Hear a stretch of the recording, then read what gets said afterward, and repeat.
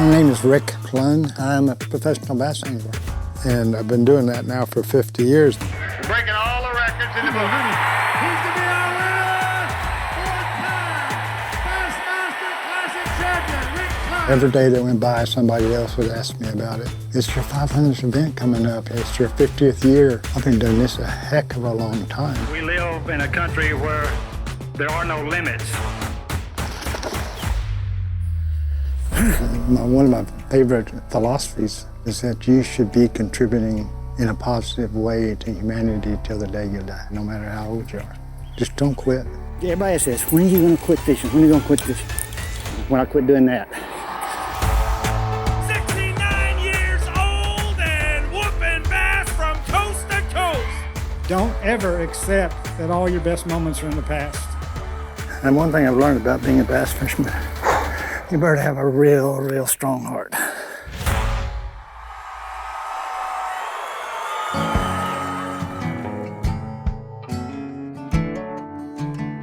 Right now, we're at my family's home in the Ozarks. I've seen the whole world and lakes all over the country, and still, this is the most important place for me. Give me a mo. Come on, buddy. Let's go. You ready? You ready? Come on, let's go. Let's go. He guards the house all night long, and so he's the one that gets breakfast early in the morning. Okay, there he goes. I just, pray that someday I can become the person that my dog thinks I am. We've got 6 dogs, we've got 4 cats. You can see we got chickens everywhere, so. And then, of course, all the natural animals. It's just overwhelming, but that's what I love about it. It's a magical place. There's magic here everywhere, and we just have to learn how to see it. And Melissa sees the magic of it different than I see it, and so us together, we kind of get a more complete view of it. All those big rocks you saw Mo eating on up, they came out of this valley. I'd get them, put them in, and take them all the way up the hill, and finally, the first tractor I had just finally broke down. Get the tractor and bring this to the house. The beavers have chewed that. I'd like to display it like that. That's like, that's like a work of art. This is what she's in touch with. This is her tie-dye and her art. She collects all these little rocks come out of our creeks. For fishing, it's my sanity. This is hers. In fishing, we fail a whole lot more than we succeed, so you got to know how to deal with failure. And one of the greatest healing things for me is coming home. There's a sanity and a purity. I've never lived anywhere like this.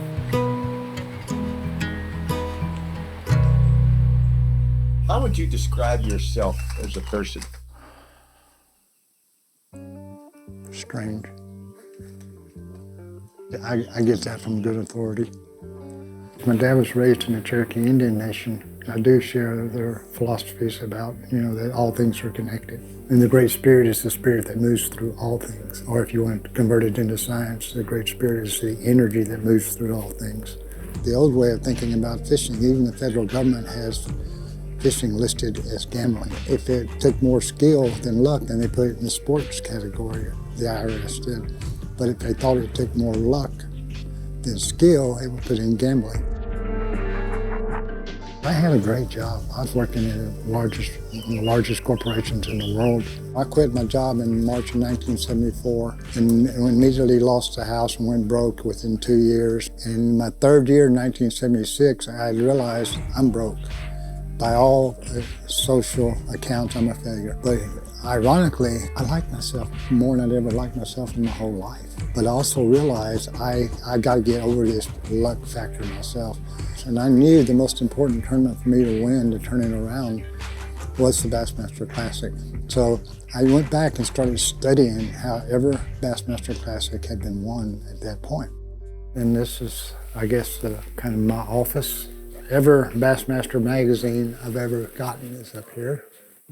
Every Bass Times I've ever gotten is down here. There was a few writers back then. You'd go out in an event, you'd read these theories and see if they really worked. And more often than not, they didn't. And so then the angler himself became the in the field scientist. I was in the laboratory proving a lot of these theories, they're wrong or right. And after every tournament, I would type in how the fish were caught. And I'd write down the top 3 anglers, the pattern, the area of the lake. And before every tournament, I'd be reading what won that tournament, what won that tournament, what won that tournament. So all these patterns were getting fresh in my mind.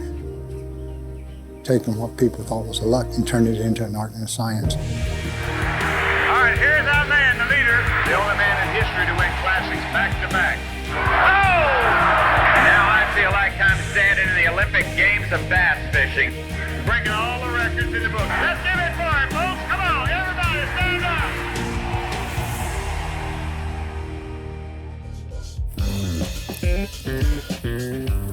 This is the letter from President Bush. Ray called me up, it was a New Year's Eve, and he said, George Bush called and wants to go fishing with you. And we got 30,000 feet in the air on Air Force One. He invited us up to his office. He goes, now, what do you think we're going to fish? He pulls out this big, giant little one. How about this topwater bait? Do you think this? And all of a sudden the phone rings. And I bet he talked to a dozen different ambassadors from across the world while he's trying to figure out what we were going to fish with. So now it hit me, here I am talking to the most powerful man in the world, and yet he's just like a little kid fixing to go fishing. It was weird. So this is my father's, and he's the one that got me to bass fishing, and his magical lure, as long as I can remember, was a red and white Lucky 13. That was the year I won Angler of the Year. This from obviously now the one that everybody wants is the blue trophy because it's the elite trophies. And those are the 2 that I won at St. John's River, 2016, 2019. The one thing that bothers me is unfulfilled potential. Early on, I told people that you can win tournaments from the time you're 6 to 60. Well, I'm winning them in my 70s, so there's still potential there.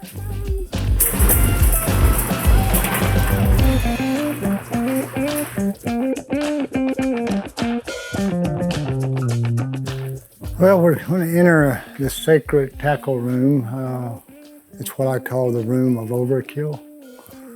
You've got 10 times more baits than you need. A lot of this up here is just kind of neat memorabilia, though. Some old baits, some classic baits that I won past classics on. Jillions of rods. Back in my early days, I used one rod pretty much for 90% of my techniques. Nowadays, there are more techniques that require more different types of rods. That check and that one there is my 2 biggest, and then I won them in the same year. 200,000, 100,000, 200,000 in a 3-week period. So that was a pretty healthy swing. You've been doing this 50 years, 500 tournaments. What advice would you give young anglers now if they wanted to become a professional? Don't think about getting rich. Don't think about money. If you're doing something you love to do and you're accomplishing that, you will have no regrets. This is what fishing gives you. You know, downstairs on my wall, I have on the board, the only true honor is being true to yourself, and the only true reward is being intensely alive. Only one thing does that for me, and that's fishing tournaments. The money part of it really, for me, wasn't important. It put food on the table and a roof over my head, and then when I quit my job, that's all I asked for. And that all happened. That was the greatest thing that happened, just part of that dream of being able to do something I love to do.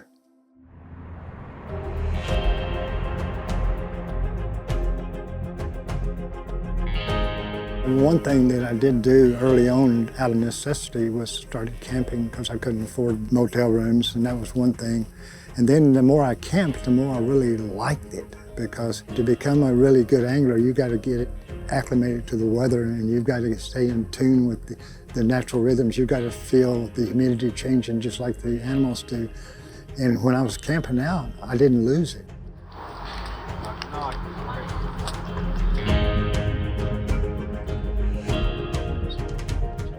Well, practice day 1, we lost a day of practice because of the earlier tournament, so we were down to 2. St. John's is a big body of water, and so I was going to go into areas I've called them in the past and try to reestablish those areas.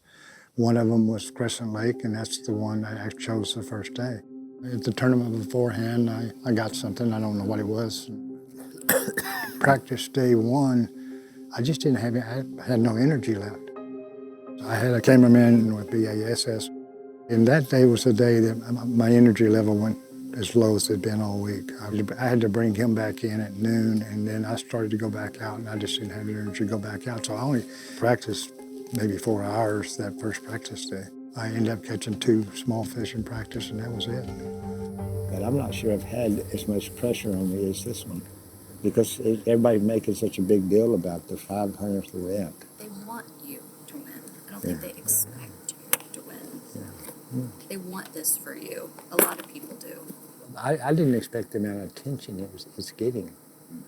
I'm going to change water tomorrow. I'm going from tannic acid water to clear water. I'm going to go into Rodman Pool, which is a lake. And it's the one part of the system that doesn't have tides. So when I went into clear water, I wanted to have techniques and lures that would work in that color of water. One of my favorite books was The Art of War. And it says all battles are won in advance. And I've always used that in fishing. I feel like I put some of the pressure on him because I kind of ringleaded the 50 years of fishing and then calculating how many tournaments, but I think it's going to work out okay. I feel like I'm responsible for a part of the stress. Well, the beauty of it is all you're responsible for is not the outcome. You're only responsible for, doing the process that you understand and doing it the best you can.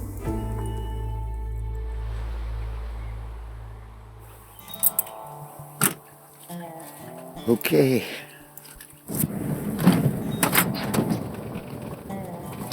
You're not one of these GPS turn-by-turn phone on the windshield guys. I'm impressed with that.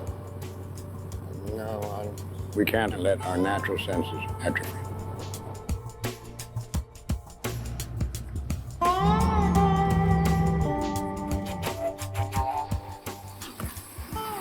Now, isn't he the guy that just won the Classic? Mm-hmm. So I got 2, I'm going to have 2 Classic winners in the boat at the same time. That's pretty cool. Yeah, well, no, actually you have 5 Classic winners. Oh, shit. In the boat. That's right. Depends on how you do your math.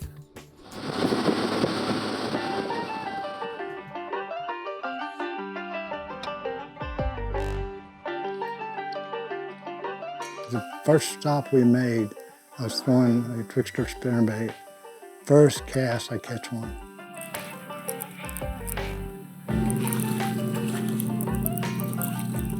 I don't think I've ever caught one on the first cast. So that was kind of giving me some excitement about, dang, a spinnerbait may be the key. That's a good start.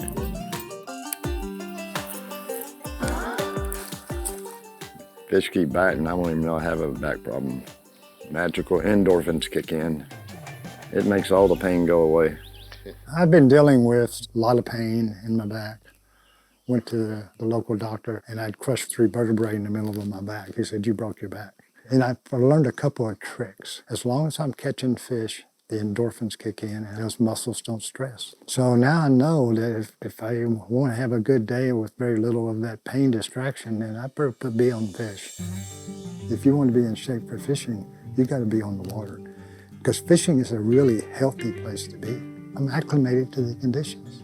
I'm acclimated to long hours in the sun and long hours in the cold and hitting 1,000 waves every mile. Every mile you drive a boat in a day, you're hitting 1,000 waves. I'm used to that. I know how to use my legs in rough water. I do that 10 or 12 hours a day. And I stand, I don't sit.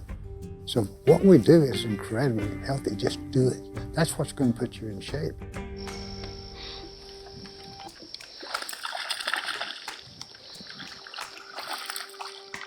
Well, I'm disappointed. I think you could work this out and get a limit of fish, but I don't think they're going to weigh much.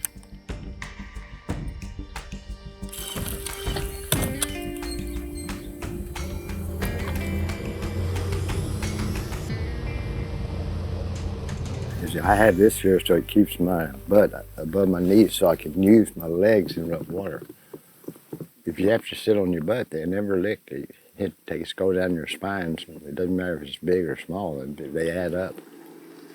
And when you're having a tough day, I remember one of Einstein's statements, he says, you know, sometimes I wish I would have just been a plumber. Because his life was so complicated being a physicist that if I would just been a plumber, it would have been simpler. And sometimes I'm envious of those guys who are just sitting there on the bank with their little cork out there, watching it bob up and down. How's your back doing? It's getting there. It's been coming up the last hour.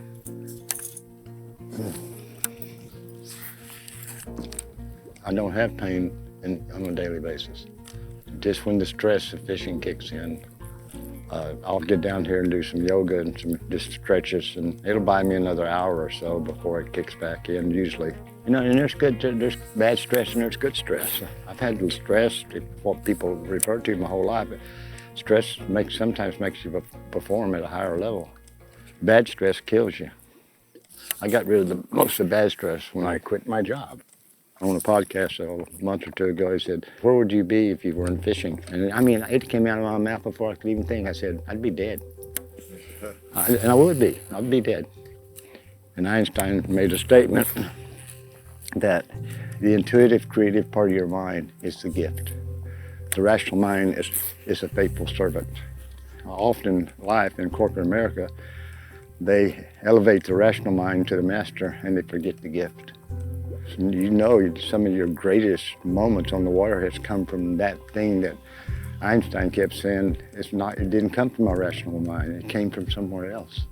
You just read the conditions, you feel the air on your face, you sense the same thing that the natural world and the animals in the natural world sense. You become part of it.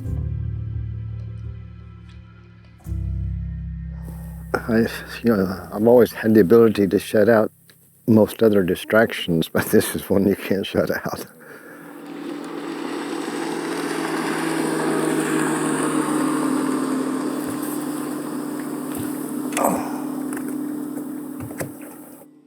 Rodman is a flooded lake, flooded all kinds of timber.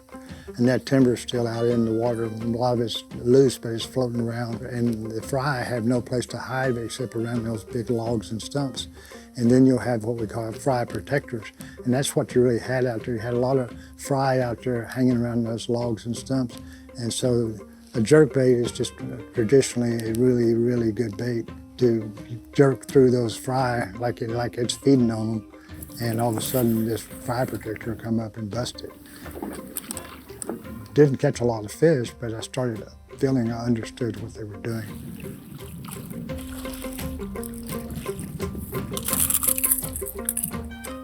And I caught one fish at the end of the day that kind of told me what I was going to do the rest of the tournament. Well, that's just a sign to go to the house. That's just doing the math in my head. I hit about 25 stumps to get 2 bites. And if I can get about 1 fish every 50 stumps, I only got to hit 250 of them.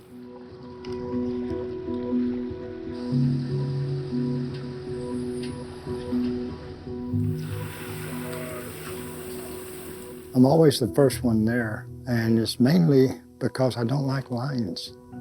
I don't like being in a line. So it doesn't matter if I'm the last boat out or the first boat out, I want to be the first boat at the boat ramp. More often than not, the case is you haven't figured the puzzle out. Maybe only 1 or 2 moves away from figuring out how to win this thing. And so that's what motivates you, is to figure out as quick as you can what those 1 or 2 moves left are. That's what's exciting about it. A lot of people really have high expectations. Even when I was broke, I had less pressure than I have on me at this event. And there's nobody you let down more than yourself.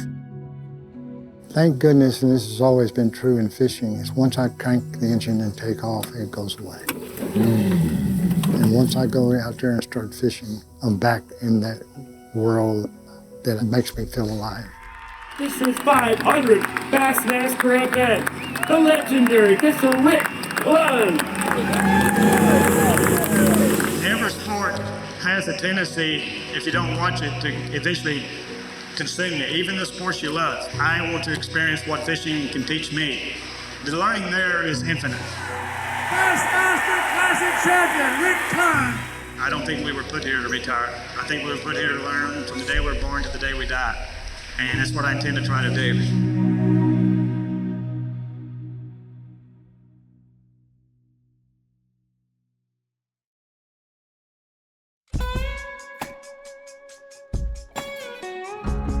The first day of my 500th event started out great.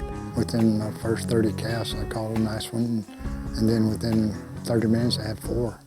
And they were schooling around me. And so that kind of confirmed I'd made the right decision. I had a 5 that weighed 12, really only 2 or 3 pounds out of the top 10. It was that tight of a tournament. Second day, I went back to that area, and I figured maybe the laws of probability would help me, that I should bump into one, 6, 7, 8 pounder, and that's all you needed to really make a huge move. So I was confident the next cast it could be it. It didn't happen. Am I disappointed a little bit? But that's not unusual. I'm disappointed after a lot of events because, like I said, we deal more with failing than we do with succeeding in this sport. But I enjoyed the fact that I did figure out a fish in a short amount of time and fun, in a fun way. That's the other thing I always love about a tournament is if I catch them it's in a fun way. And these fish were fun to catch. It's like these saying, surrender the outcome and enjoy the process. Because the process is the beauty of it.